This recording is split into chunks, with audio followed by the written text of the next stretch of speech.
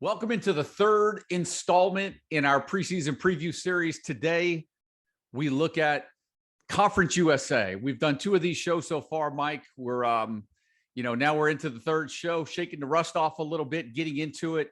As I look at Conference USA, look at some of the teams, UTSA and Western Kentucky were the cream of the crop last year. It looks like a number of programs tried to make some changes all throughout. We'll see what happens. Conference USA feels to me, UTSA looks like the team to beat, but if given what's coming back at Western Kentucky, some uncertainty there, maybe with some upgrades some other programs made, we've got a chance of a little bit more parity in Conference USA this year. Now, what that means for college fantasy football still remains to be seen, but there are quite a few positional battles that we're keeping an eye on going into the new season. Yeah, I mean, this is the second year we're doing these conference previews. And I mean, if there's two topics in college football that I do not pay attention to, it's conference realignment and NIL. And is this the last year that we're going to be talking about Conference USA? Because you got UTSA, I believe, moving to the AAC. I would assume a few others. So could be our last show talking about Conference USA. Yeah, I mean, look, that's the lay of the land. And, are we headed to the mega conferences? We'll see. I don't know, but let's have fun while we're here. So we might as well take a dive into it. And we're just going to kind of go in, what I did, Mike, is I chose some of the programs where probably very few questions, similar to the way that we handled the ACC. So we're just going to start off with Rice, right? Where, you made mention of it in the conference write-ups that, under Bloomgren, the offense seems to be evolving a little bit. They're playing a little faster pace over the last couple of years. They add a couple of receivers through the transfer portal. Sam Crawford, I believe Isaiah Estale was another one. Are we seeing a little bit more of an evolution to a passing attack there at Rice? And do we have any fantasy relevancy? And that's the question going into 2022. And unfortunately for me, obviously it's a stay away, probably for you and many others as well. But what is there anything in particular that you're trying to, keep tabs on Rice? Not that necessarily you're looking for players in the draft, but maybe as we move into the season a little bit. Yeah, it's interesting. I think they have the same basic fundamental idea of what they want their offense to be under Bloomgren. It's ground and pound. They want to slow the pace typically and trying to establish the run. But you kind of look at the personnel that they brought in over the offseason via the portal, and it's like receiver, receiver, receiver. Are they trying to boost up that passing game? And you look the last 2 years, we made mention of it in the guide, that they're throwing more than they have in years past, which is funny because they used 3 different quarterbacks last year, yet they're throwing more. So, I think that's the goal for them this offseason. You want to find an established quarterback. You want to find, we have no idea who really is going to start in that backfield. Ari Broussard, potentially. Dean Connors looked good in the spring game.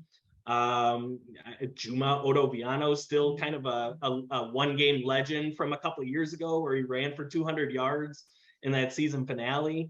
Those guys are still around, but they haven't been able to really produce a 1,000-yard back that we thought was going to be a staple under Bloomgren because it came from Stanford. So, well, like we've mentioned on previous shows, and we'll probably mention in future shows as well, not every program is going to have fantasy assets for us that we're going to be interested for going into draft day. But there are, Rice is a program where you get into the heart of Conference USA schedule. You might run into a 2 or 3 week, stretch in the schedule where if someone does find some form, someone does, have a breakout season, there might be an opportunity to add somebody on the waiver wire or use them as, bye week replacements or injury replacements throughout the season. And so, yeah, I agree with you. And that's really where our eyes are on Rice, and not so much in the preseason, but keeping our eyes on them and watch how they evolve during the season and see if there are any fantasy factors that evolve in that roster. Now,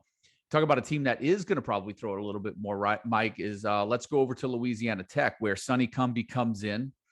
And for us, I think really there's still question marks around the passing game. You and I have spent some time talking about how this would be a really good landing spot for a transfer quarterback, when we were getting into discussions on whether or not, someone at Miles Brennan would stay at LSU and compete with Nussmeier and Jaden Daniels in state, could went right to Louisiana Tech and start. As of right now, Louisiana Tech's been fairly quiet. They go into the season probably with who? Matthew Downing, maybe Parker McNeil. That's where my eyes are really during preseason camp, is just to see how the quarterback plays kind of coming along in the progression of the offense during this offseason and throughout preseason camp. How about yourself? Yeah, I mean, I think we all hope that somebody better comes along in that quarterback room. I mean, Donovan Smith kind of sticks out, right? Former Right. offensive coordinator, now head coach at Louisiana Tech.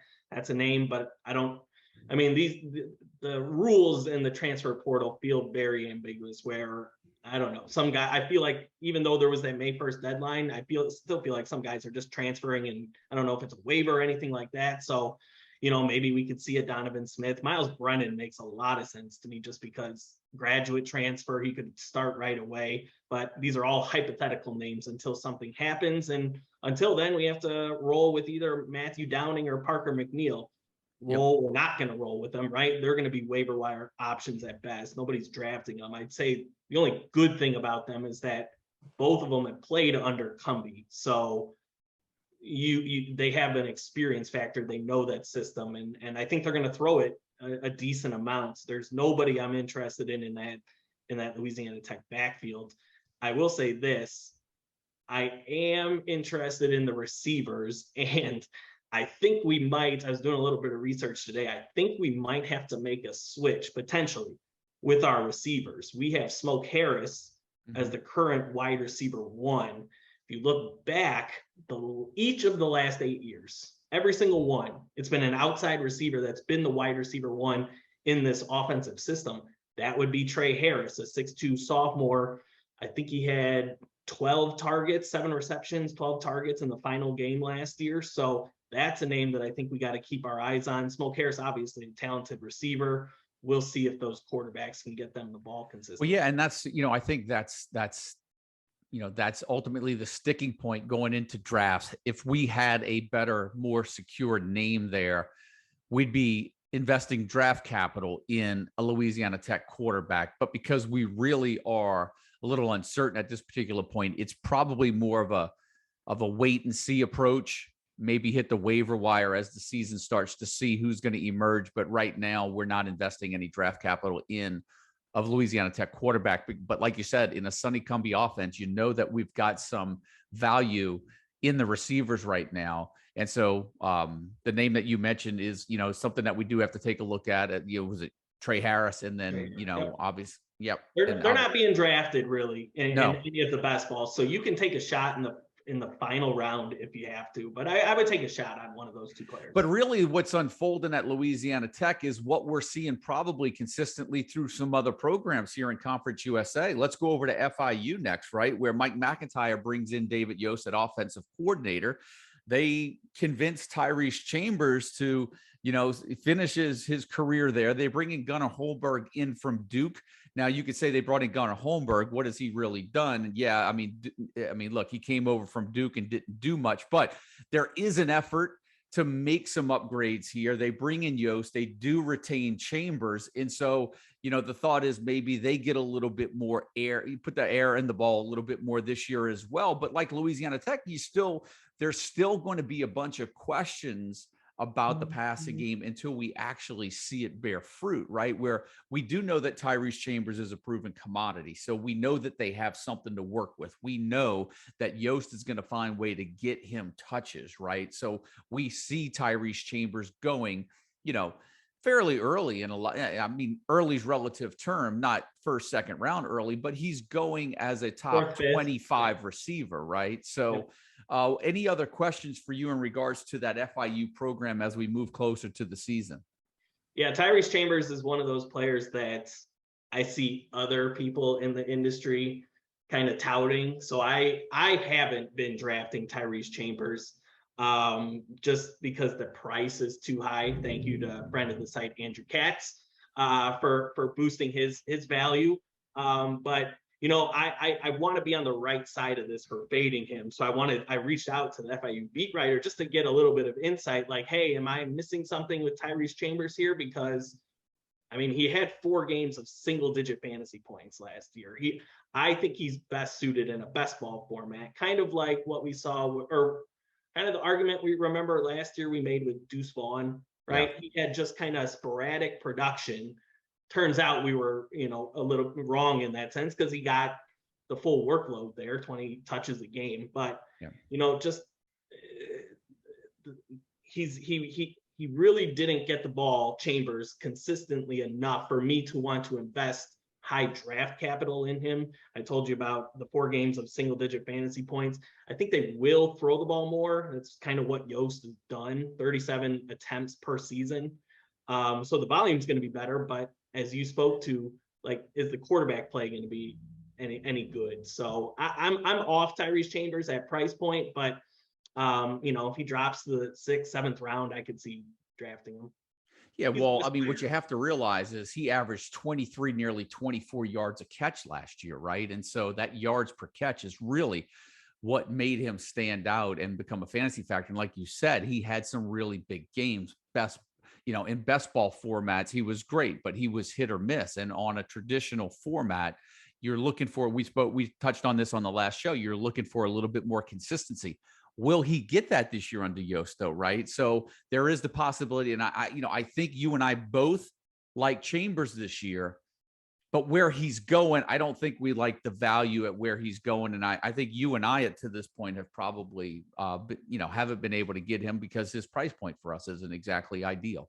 Yeah, I mean, again, he was in the portal earlier in the offseason, and what Eric Henry, the beat writer, told me was they persuaded him to come back based on, hey, we're going to feed you the ball. Yeah. So that's the argument for. Against, you look back at Yost's time at previous stops, I think 19% target share for his wide receiver ones over the years. So it's not really what you want to see out of your top target. And they brought in transfers. They brought in some P5 transfers. I know Sherrod Johnson from Syracuse is one, Jacoby Hewitt, another from Indiana. Not saying those guys are necessarily difference makers, but they could factor in. Well, yeah, and then look, we can go right over to FAU as well, where they bring in Brent Dearman as offensive coordinator. So a little bit of change in the offense. You've got N'Kosi Perry that returns there, which could be, beneficial for N'Kosi Perry and his fantasy prospects. You and I have spent a lot of time going back and forth because we had caught wind that Johnny Ford had missed spring practice due to academic reasons, yet Johnny Ford still, as of June 1, remains on the FAU roster, and no news has come out, which I think is good news because, much the case, with some players, sometimes you find out a lot as soon as that spring semester is over, whether or not they're going to be eligible or not for the following year. Milton Wright, as an example, over at Purdue. The fact that we haven't heard anything about Ford right now still leaves me a little optimistic. The fact he's still on the roster online has me optimistic. There's still, it's worth noting, right? You and I mentioned that we have to put it out there. But is there anything else significant at FAU that you're looking at besides really maybe those 2 guys? Not really. I mean, and N'Kosi Perry's an interesting case just because I haven't seen him being drafted at all. And he finished, I think, quarterback like 55, 50 range last year, where in our in-house ADP is going around QB 81 area. So he's not necessarily a runner, but he did have 100 carries last year. Brent Dearman likes to get his quarterbacks involved in the running game, so that could boost his stock potentially. And they got some good receivers there, LeJonte Wester being one of them. I think they have a few other pieces that they're high on, but I don't know. I think the big news with FAU personally is, I know you made mention that Johnny Ford's still on the roster, semester's ended, so it could potentially be good news. I won't be touching him just kind of with this news. And I think they like what they have with Marvin Scott, the Nebraska transfer as a backup. Larry McCammon apparently had good springs. So I'm personally not touching Johnny Ford in any best ball drafts just until we get more clarity there.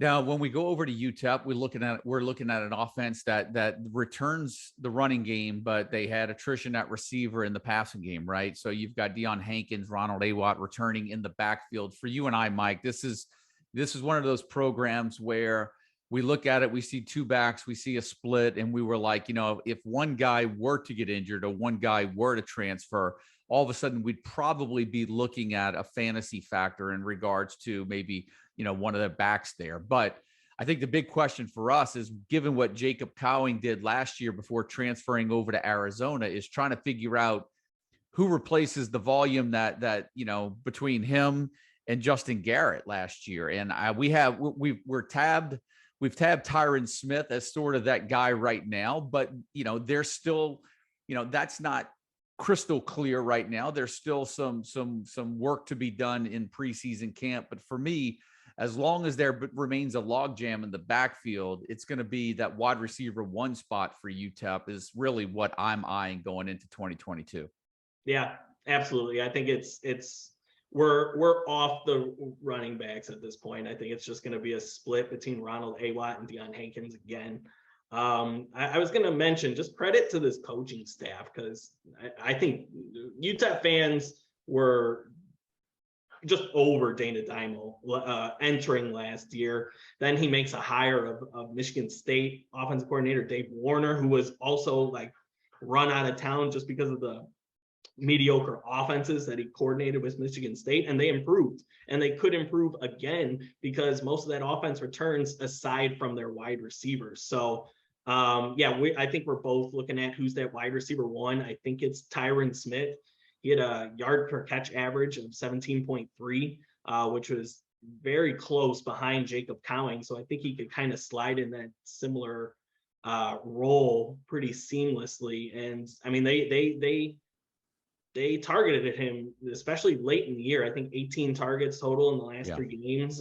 And I like his flexibility, because he had a 50-50 split for the most part between slot and outside. So I think they can find ways to get him the football. Yep.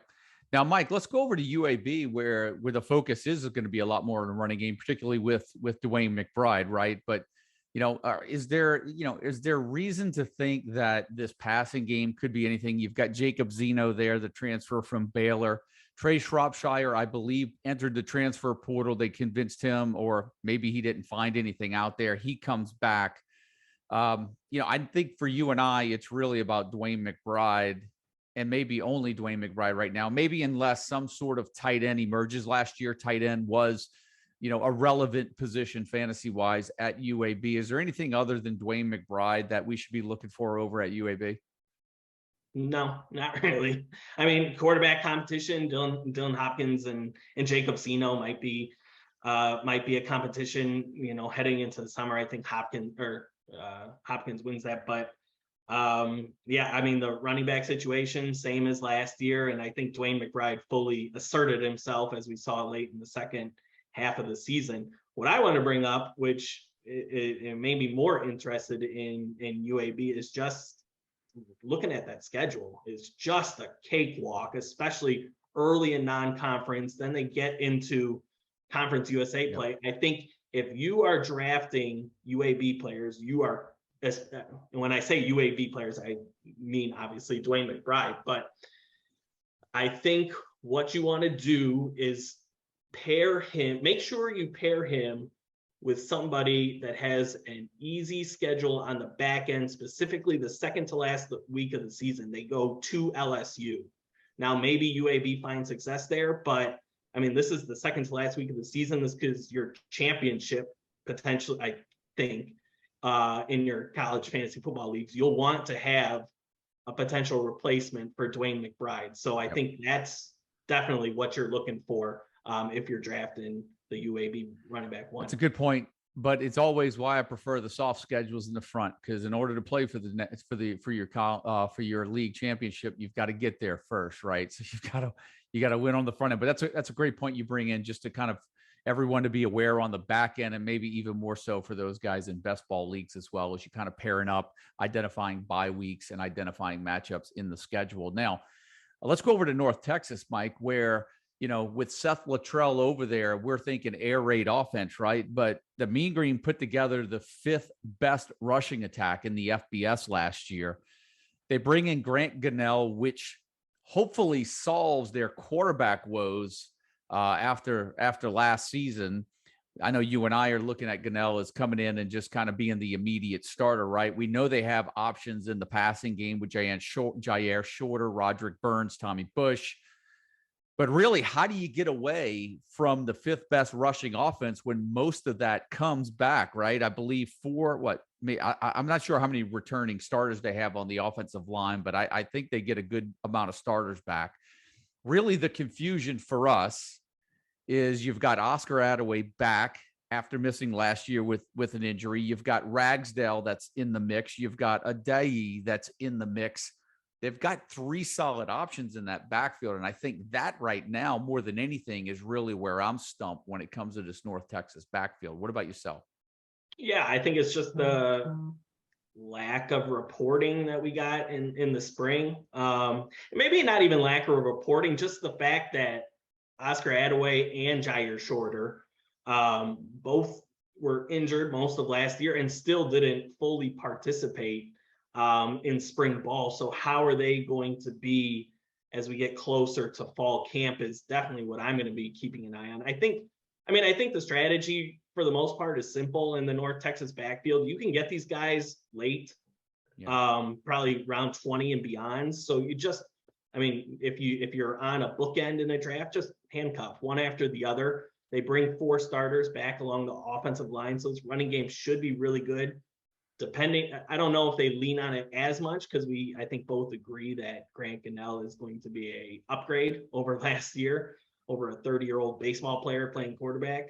So I think you just handcuff them late and just see, hopefully somebody emerges and you don't have a full-on by committee approach in that backfield. Yeah, and what's interesting about North Texas, given that offense and how productive they were last year and the potential of a Seth Luttrell offense, you can get all the North Texas players cheap on the back end of all the drafts right now. You name it, from Gunnell to whether it's Attaway or Ragsdale, any of those running backs, even Roderick Burns or any of the receivers, anyone you can get at the tail end of any draft this year, which I would say, if you're going to take a chance on a flyer in an offense like that, that's the point. That's the time to take it. And you and I are not seeing anything that points to the contrary of any of those guys going mid-draft this year so far. Keep an eye on Jair Shorter. I may have been a year too early on him. Despite not playing in the spring, he is still being listed everywhere, the North Texas beat writer too, as a starter at wide receiver. Some places have him starting over Roderick Burns. They don't play the same spot, but he's in the starting lineup. Well, to that point, though, and this is what I was trying to bring out with the value at the back end of the draft, bringing Grant Gunnell in at quarterback now does help the value of the receivers on the roster, such as Jair Shorter and maybe even a Roderick Burns as well. Yeah, absolutely. Now, Mike, MTSU, the Blue Raiders, right? They bring in Mitch Stewart, offensive coordinator over at Samford, where he had a pretty good run. Chase, they kind of did the quarterback roulette last year because of injuries. Chase Cunningham comes back. We're assuming he's going to start out as quarterback 1. You've got Jalen Lane there. Not a lot changes for MTSU except maybe a little bit of, stylistically the offense. Jalen Lane comes back. You and I are looking at him probably as wide receiver 1. Look at maybe more stability there at quarterback this year with Cunningham. We're still a little uncertain about what's going on in the MTSU backfield. Or do we have a chance to kind of see a little bit more of the MTSU type offense that we saw 4 to 6 years ago? Or, is your feeling much of the same of what we've seen over the last 2 or 3 years? I think they're going to try. I don't know if they have the personnel to do it. I like Jalen Lane, but they don't have a Brent Stockstill, at least from what we've seen now. I don't think they have a Richie James or a Ty Lee. But they're certainly going to try, I think, because, I think Rick Stockstill's on his last hurrah here if he doesn't get it done. They're going to throw the ball substantially more. I think 42 pass attempts per game at his last stops, Mitch Stewart at Murray State and Samford. They're not going to run the ball too much. I mean, looking at the data, I think 100 carries maybe for the running back one. They're going to split it up and they're not going to run the ball too much. So I don't have a ton of interest there. It's with this passing game. I made a point that, you know, the volume is going to be up substantially with the passing game, but is it going to be good volume? We don't know. I don't know if they have the personnel to do it. I think we could find out in the first couple of weeks. They get, you know, FBS newcomers, James Madison, and then Colorado State in the first 2 weeks. Those, if Middle Tennessee kind of gets back to what they were doing, I mean, those could be some 25, 30-point games on both sides. So that should be fun. Now we got 3 programs left. I think this is where things ramp up a little bit. We get a few more names on the roster, at least a lot more clarity. I could say that maybe a little bit, as we'll see as we get into the other programs. But I think Charlotte, Mike, something that Charlotte's a program you and I had talked about. They get Chris Reynolds back at quarterback, Grant DeBose, Victor Tucker back at quarterback. They returned 4 offensive linemen.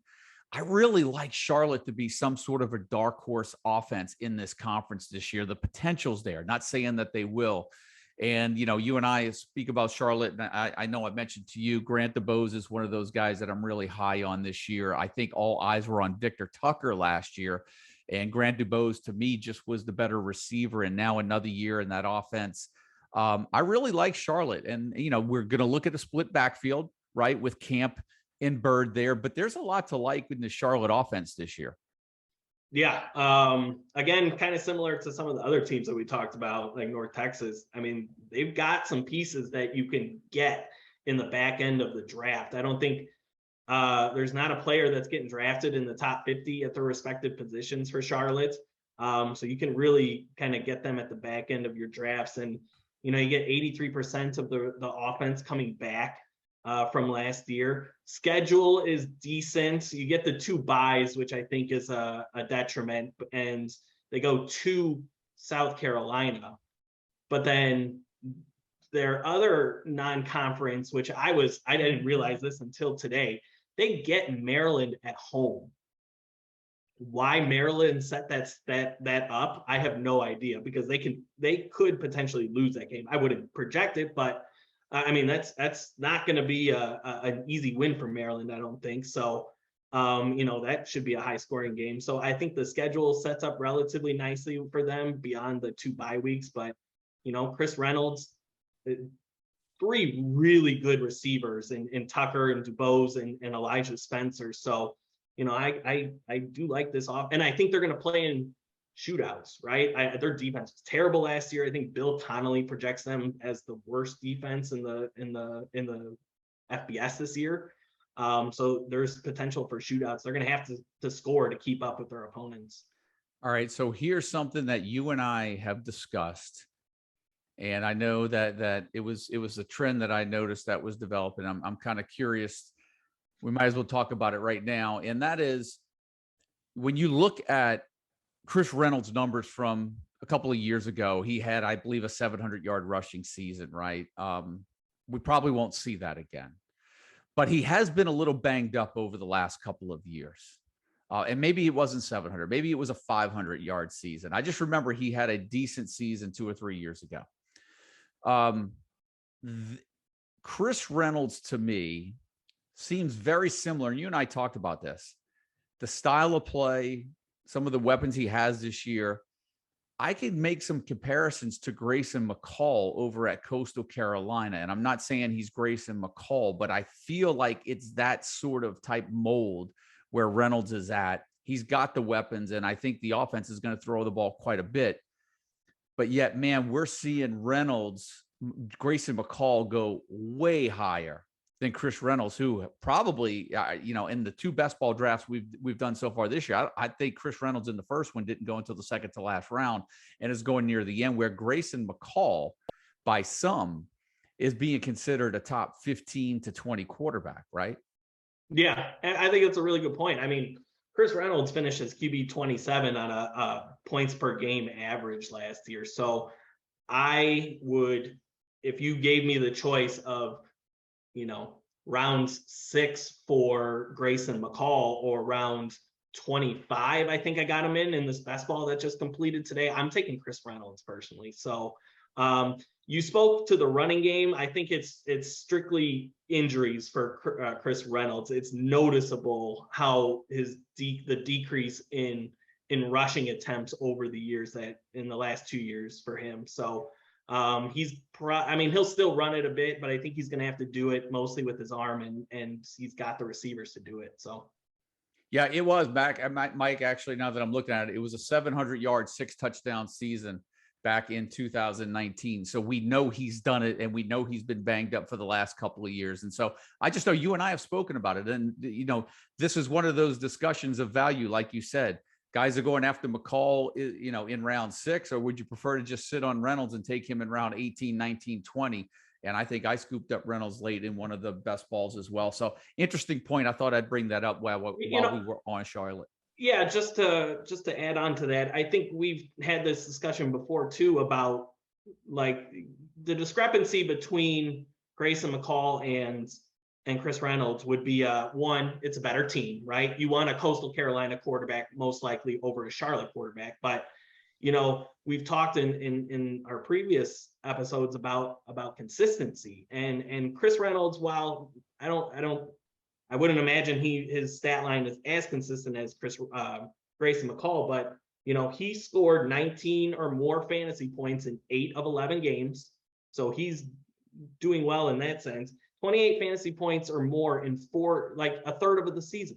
That's really good, particularly for a best ball format. So I like Chris Reynolds. You can get him. I think I got him around 25. So I think he's a guy that we both like, and I'm curious to track him over the summer. I have a feeling he's going to start going up and trending up a little bit in some of these best ball drafts, as guys tend to favor, the dual threat type in Grayson McCall. I think it's worth monitoring, but I think Reynolds could be a guy that kind of climbs up the ladder a little bit in the coming months. So we'll keep an eye on that. But let's go over to UTSA, Mike, the Conference USA defending champions, who return just about everyone except running back Sincere McCormick, which for many of us was one of the biggest pieces of the fantasy puzzle. What are you looking for? Where are your eyes on UTSA going into the season? I think it's where your eyes are at, and it's just who wins out that running back one job. And we've already made the switch in the guide. I think we made it the day that the news happened that Tre'Lon Smith is transferring to UTSA, and the reason being for that is I know everybody would, I was even for a brief moment on the Ty Edwards bandwagon, but this is one of those situations where you just kind of read the tea leaves and you read some of the coaching quotes, and nobody ever really hyped up Ty Edwards in those quotes, right? I saw beat writers saying he was just, he was fine, he was good, but he wasn't a standout performer in practices in the spring game. And then you look, I think the offensive coordinator was talking about it. He's like, we have to get somebody in the portal that has experience, that started games before, and that can potentially carry the load for us. That doesn't bode well for Ty Edwards. So they found that guy in Tre'Lon Smith. Now he gives up 40 pounds, I think, to Ty Edwards. So we're not projecting Sincere McCormick workload of 220, 230 plus carries, but at 190 pounds, he's not tiny. And he's got SEC experience. So I think we made the smart move here in projecting him as the running back one. Well, let's give a little bit more context behind the why too, right? We don't want to dismiss Ty Edwards at all. JUCO national championship player of the game a couple of years ago. The guy is talented. You and I watched some video of him. My comparison when I remember telling you, he kind of reminded me a little bit of Tavion Thomas. He's a bigger guy. He's not a slasher. He can kind of go through some guys, and he can get to the edge at certain points. But the reason why I think more than anything, you and I lean with Tre'Lon Smith is just, Mike, he's been there, done that against SEC caliber competition, right? This isn't the JUCO level in which he did it. So there is some hype behind Edwards, and UTSA lost a lot of running backs in spring practice, and it wasn't that Edwards wasn't any good. It's just they didn't have the numbers. They needed to get numbers. And then all of a sudden, Brendan Brady decided that he was going to come back for a 6th year of eligibility. They get Treelon Smith. So now they have to be feeling pretty good about the depth. And it's not that we don't like Edwards. It's just when we look at two players and we're comparing them on who we're going to go with, you and I are going to side with the player that's done it for Arkansas against SEC caliber competition already versus a guy that's only done it at the JUCO level. Now, to your point, they're not, more than likely, it's not going to be Sincere McCormick type workload, right? You do have a bigger back, so we can see a little bit more of a split. Maybe there's something where Edwards gets more utilization in the short yardage and red zone carries, but on a down-to-down basis, we're definitely siding with Treelon Smith, and that's sort of the why behind that. Wouldn't you agree? Yeah, I would say Brennan Brady did not decide to come back, and then they just added Treelon Smith. I'd be more hesitant to make that full swap to Treelon as the running back one. But the fact that they added another, relatively proven body in Brennan Brady, and then still decided to bring in Treelon Smith, I think that speaks more to the fact that they were just not completely satisfied with their room, and they wanted to get a proven guy like Treelon Smith. Yeah, and I don't want to just move on from UTSA without addressing the passing game, because we mentioned this on one of the shows yesterday with a AAC, and I can't remember, or the ACC, and I couldn't remember who we were referencing. It might have been Jordan Travers, the quarterback for Florida State, where Frank Harris for us, the projections kind of came out a little higher than where we have him ranked. And we looked at that, and a lot of that had to do with the consistency issue with Frank Harris last year. The only thing we're wondering is, does the loss of Sincere McCormick help Harris out a little bit more in the running game? We don't know. But Harris was a guy that projected a little bit higher than our ranking. And there's a lot to like with all three receivers coming back. Zachary Franklin, among the leaders of receivers. There's a lot to like at that UTS passing game, though, isn't there, Mike? Absolutely. They got studs at wide receiver. So I can see Frank Harris replicating what exactly he did last year. I think only knock on Harris maybe is his health in the past, and he kind of squashed that last year. Frank Harris, just to kind of add on, dual threat quarterbacks like him will pop more in our projections, just like receiving running backs always tend to be higher in our projections. But we kind of have to look at the totality of the situation as to why maybe Frank Harris might come down a little bit lower on our overall rankings. And that's a great point. Consistency and scheduling plays into that. Case in point, Utah's Tavian Thomas, UAB's Dwayne McBride. We know that they're not going to get a lot of catches, but given what they've done already, knowing the consistency they can get on the ground at finding the end zone, getting over 100 yards, that plays a factor into the rankings too. It's not necessarily just the statistics, the way that they kind of spit out in the projections, right? Yep, absolutely. Well, let's end up with Western Kentucky, Mike. I saved them for last. They were the darlings of college fantasy football last year. You and I undervalued the offense a little bit. No one thought, well, some said that they did think, but no one thought they were going to, be the historic offense in which they were. Now we're looking at Jarrett Dagey, seems to be the starter coming out of spring, where he kind of took 3 of the first 6 series in spring practice. I know Austin Reed came in there. He only played one of the first 6 or one of the first 5 or 6 series himself. So it looks like Dagey has a leg up at the quarterback spot. For you and I, a lot of confusion going on at receiver right now. We know we've got Dawood Davis and Malachi Corley backs, the wide receiver 3s and 4 from last year. You've got Michael Matheson that came in there from Akron. You've got Jalen Hall that came over from Western Michigan. And quite honestly, the talk of spring camp was the improvement and the return of Dalvin Smith. So a lot of options here at Western Kentucky, Mike, and not a ton of clarity other than we know that Dawood Davis and Malachi Corley are both proven in that offense. Yeah. And then you get Malachi Corley, who had 75 receptions as a freshman, and there wasn't a peep Like, okay, Western Kentucky's got like one beat writer, right? Compared to 10 for Alabama. So, the information is tougher to come by, but I'm seeing Matheson being mentioned. I'm seeing Jalen Hall being mentioned. I'm seeing even David Davis, who was there last year, being mentioned. Not a peep out of Malachi Corley, which, I mean, it could be just, hey, we've got this proven commodity here. We don't really need to discuss him. Let's talk about the transfers. But you would like to hear some positive news about him, kind of building off that freshman season. So still have him projected really highly. We know what slot receivers can do in this offense, which, we've mentioned in the guide. They're going to try and replicate what they did last year. They got their offensive coordinator who was with Zach Kitley at Houston Baptist. So they're going to try and do what they did last year, just with lesser parts this year. So, I'm keeping tabs, especially on the wide receiver core, to see who shakes out. So wide receiver 1, wide receiver 2.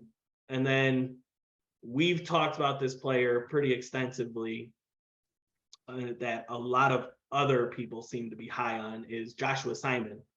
Yeah. The tight end. And this one is a conundrum for me, especially as someone that does projections, because you look back at this style of offense. Now, granted, Joshua Simon had 3 receptions, 70 yards, 2 touchdowns in the opener last year before he got injured and out for the rest of the season. But and I know the team did throw, I think, 13 total touchdowns, something like that, to tight ends last year. Yeah. But you look at the system, and there's no evidence of a tight end really performing that well in this system. So I kind of self-analyze, am I too rigid with my projections, or are we on the right end of this, and that Josh Simon is not a top 10 tight ends that some others, prop him up to be? So I'd like to hear a little bit more in preseason reports to see how they might utilize Josh Simon before I want to boost him up a little bit more. Well, yeah, I mean, and to your point, Mike, they had 8 touchdown receptions from the tight ends on 17 total receptions, right? And so it was basically touchdown or nothing, boom or bust, other than that the opener for Simon. And so that you and I have kind of beat our heads on the wall, it seems like, on how is Simon going to fit into the offense, and is he? Because last year he was being talked about as, a breakout performer, possibly NFL type tight end, right? Pass catcher. And so, like you said, there's not a ton that comes out of there. We know that we have proven performers in Davis, in Corley. There was a lot of buzz about Dalvin Smith that came out of the spring. Very little when it came to Matheson, very little when it came to Hall, very little when it came to Simon. But this is where preseason camp really is going to come in and hopefully be a lot more helpful as we get, a little bit more, a few more reports coming out of camp, I guess, so to say, leading up to the season. Yeah. I mean, again, say Malachi Corley, I don't think anybody's going to be Jared Stearns, right? Have 150 receptions or whatever the hell he had. But that's a scenario where I could see Josh Simon getting more volume, even though we don't have the historical precedence that a tight end is being involved. He's going to run in the seams kind of with those slot receivers. So, if say Corley gets 75, 80 receptions, then the volume is obviously going to be distributed to other guys in that offense. So that's a pathway I could see Joshua Simon performing to his ADP. Yep. Well, that's going to do it, Mike, for Conference USA. Look, third show, we're kind of hot and heavy into it now. Next up, we're going to get into either the Big 10 or the Big 12. We're going to alternate G5, P5. And I know you're anxious to get into Michigan. Almost want to just go Big 12 next, just to make you wait a little bit longer. But we're going to get there, man. Look, finally, we're picking up steam. Preseason's hot and heavy. The subs are coming in. Thank you guys that have come in. You all are the ones that drive the site. And some of the feedback that comes in, Mike and I share those emails. The feedback has been tremendous, and all the kind words that you guys have given us. We share it, we appreciate it, and we share the love with you guys. So thank you all. You help drive the site what it is today. Mike and I love doing what we do. And we're going to continue to do it for you guys through the rest of the summer and throughout the season. Again, go ahead. The preseason fantasy draft guide and preseason fantasy projections are all up. We'll get this show up on the site soon, and all of the conferences will be done probably within a couple of weeks. We'll have that up for everyone, as well as all the updates, as we always do. So that's it. For Mike Bainbridge, my name's Joe DeSalvo with the CFF site. Until the next show, we'll see you guys.